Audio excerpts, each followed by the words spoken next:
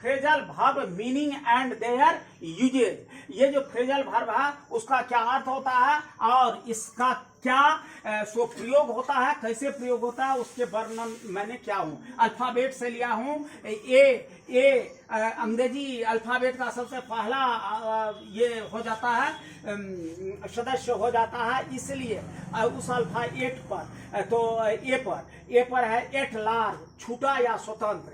The culprit is still large, तो ये the culprit is still at large, अभी भी दोषी जो है सो छूटा हुआ है। अब फिर है सुनो, एट हर्ट, हृदय से। अरे समझा रहे हैं तो समझती रहे, बात करती हो, एक का मीनिंग नहीं आएगा।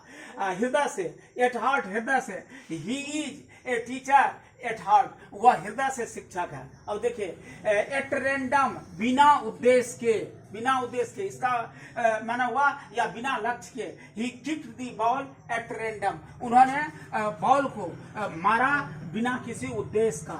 आस्क फॉर, मांगना।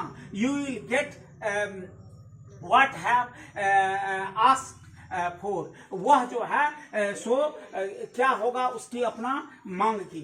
अटेंड टू, ध्यान देना, कहता ना अटेंड टू, अटेंशन, तो अटेंशन जो है सो इसी से बना है।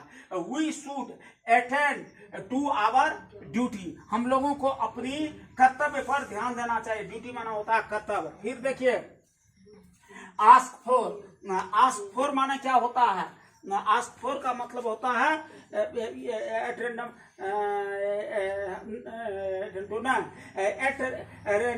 एट द टॉप ऑफ, माना एकदम सबसे ऊंचा। He tried at the top his voice, उन्होंने he cried at the top of his voice, वह अपने ऊंची आवाज में चिल्लाया।